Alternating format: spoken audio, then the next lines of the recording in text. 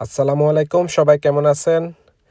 চলে যাইতেছি চাকরি ছেড়ে। অনেকে ভাবছিলেন আমি হয়তোবা নাটক করতেছি। আসলে আমি অন্যদের মতন না যে আপনার একজনকে পাঠাই দেব, একজনকে এ করে ভিডিও বানাই, ভিউ কামাবো। যেটা সত্য আসলে ওইটাই আমি আপনাদের সাথে শেয়ার করছি। অনেকজন আমাকে বলছিলেন আপনারা আমাকে নাকি আমার দোষের কারণে কি করছে। যার আসলে যেরকম মন্তব্য করতে মন চাইছে ওইটাই করছে। যেটা সত্য কথা, আমি নিজের ব্যক্তিগত কারণ দেখিয়ে আমি এখান থেকে চলে যাইতেছি। আমি অন্য ভালোর আশায় এখান থেকে চলে যাইতেছি। কারণ আমি যেখানে ৩.৫ বছর কাজ করছি ওইখানে যেহেতু আমার বেতন বাড়ে নাই, তো ওইখানে আমি ভাবছি আর না থাকাটাই ভালো হবে।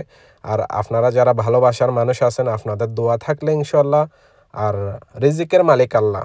আজকে আমি এখান থেকে চলে যাব, আমার হয়তোবা কাজ নাই, আমার কোথায় যাব এটারও কোনো শিওর নাই যে আমি কোথায় যাই উঠবো। এরকম কোনো জায়গাও আমার কাছে নাই যে আমি কোথায় গিয়ে উঠবো। আমার এখনও চাকরি ঠিক হয় নাই। অন্যজন আছে যারা চাকরি ঠিক করে আবার চাকরি অন্য কাজে যায়, কিন্তু আমার বেলা ওইটা আমি হয়তোবা পারি নাই। কারণ আপনারা ভালো করে জানেন আমি অনেকজনকে চাকরি দিছি এই পর্যন্ত অনেকজনকে চাকরি দিছি। অথচ আমার পরিচিত মানুষ ড্রাইভিং করে, হাউস ড্রাইভার চাকরি করে, তারা আমাকে চাকরি দেবে বলছে, বন্ধু বান্ধব মানুষ। তো তারা বলে তাদেরকে আপনার ঘুষ দিতে হবে ১,০০০ দিরহাম। ১,০০০ দিরহাম দিলে আমাকে চাকরি দেবে।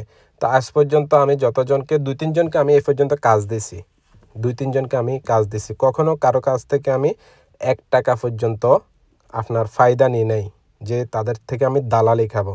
অথচ তারা আমার পরিচিত মানুষ, তারা আমাকে বলে চাকরি একজনের কাছে চাকরি আছে, ওই চাকরি পেতে হলে ১,০০০ দিরহাম ঘুষ দিতে হবে, দালালি দিতে হবে, তাহলে চাকরি পাওয়া যাবে। তো ওই সমস্ত কাজে আমি আসলে জড়িত হই না। যদি আমার নিজের যোগ্যতা থাকে আমি অন্য আরেকটা চাকরি অবশ্যই ব্যবস্থা করতে পারবো। আর যদি আমার রিজিক এখান থেকে এই দেশ থেকে উঠে যায় তখন আমাকে চলে যেতে হবে। হাজারো চেষ্টা করে আমি থাকতে পারবো না। কথা সত্য কিনা মিথ্যা আপনারা অবশ্যই কমেন্ট করে জানাবেন। আমার যদি রিজিক না থাকে আমি এখানে কখনোই থাকতে পারবো না, হাজারো জোর করে। তো এই জন্য আমার ব্যাগ ট্যাগগুলো গোছাইতেছি, যেহেতু আপনার সময় গনিয়ে আসছে, আগামীকালকে আমি চলে যাব। তো আজকে রাত্রে আমি এগুলা ঠিকঠাক করে রাখতেছি। কোথায় যাব আসলে জানি না, তবে কোথাও আল্লাহ এক জায়গায় রিজিক তো রাখছে, রিজিক যেখানে আসছে ওইখানে চলে যাব। আমার এত কিছু বেশি কিছু নয়, শুধু আমার কাপড় সফর আর রান্না টান্না করার এই কাপড় ফাতিলাগুলা চুলাগুলো, এছাড়া আমার বেশি কিছু নেই। আমি এখানে ঘরবাড়ি করে তুলে না যে এখানে অনেক কিছু করব। অনেকজন আবার কমেন্ট করতে পারেন, তা আসলে এতটুকুই। আবার অনেকজনে ভাবতে পারেন আমি দেশে চলে যাইতেছি না, আমি এখনও দেশে যাইতেছি না, এটাই বাস্তব।